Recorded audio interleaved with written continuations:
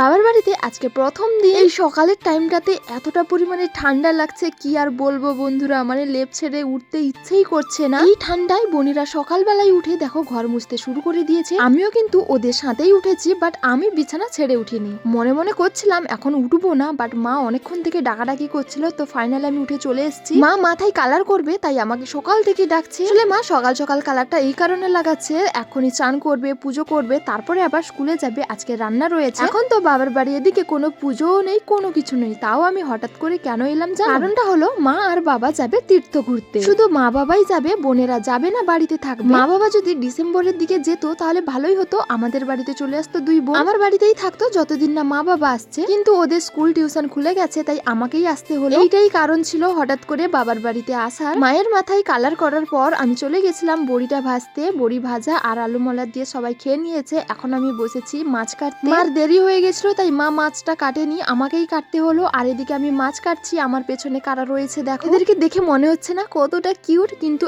একেবারেই নয়, এরা খুব বদমাশ। এরা বাড়ির ভেতরে গিয়ে তরকারি মাছ সব খেয়ে নেয়। এদের কিন্তু একটু ভয় নেই, দেখো কতটা কাছে বসে রয়েছে। আমি এদিকে মাছ কাটা শেষ করে দিয়েছি, মাছের কাটাগুলোই তাদেরকে দেবো খেতে। আমিও এত সহজে দেওয়ার লোক নয়, তাই তাদেরকে এদিক সেদিক করে ঘোরাচ্ছি। এদের সাথে আমি খুব মজা করছিলাম। আর মাঝখানে দেখি একটা কুকুরও চলে এসেছে। কুকুরটাকে দেখে ভাবলাম এদেরকে মনে হয় আর খেতেই দেবে না, কিন্তু ওটা দেওয়ার পর দেখি কুকুরটা শুধু শুকেই পালিয়ে গেল, খেলোই না। শেষমেশ কিন্তু এরাই খেয়েছিল। কথাই আছে না, যার ভাগ্যে যেটা আছে সে সেটাই পাবে। দেখো তো কুকুরটা এসে তাদেরকে কিভাবে তাড়াচ্ছে। কুকুরটা আবার ভিআইপি কুকুর, এরা যা তা খায় না, যেমন খালি ভাত খাবে না, শুধু মাছ খাবে না, ভাতের সাথে জুস মাখিয়ে দিলে তারপর খাবে। আজকে দুপুরে মেনুতে রয়েছে এই ছোট মাছের ঝাল, ভোলা মাছের কুমড়ো দিয়ে টক, আর রয়েছে বাঁধাকপি চচ্চড়ি। রান্না বান্না শেষ করে দিয়েছি, এখন বাসনগুলো মাজতে যাবো, তো চলো টাটা।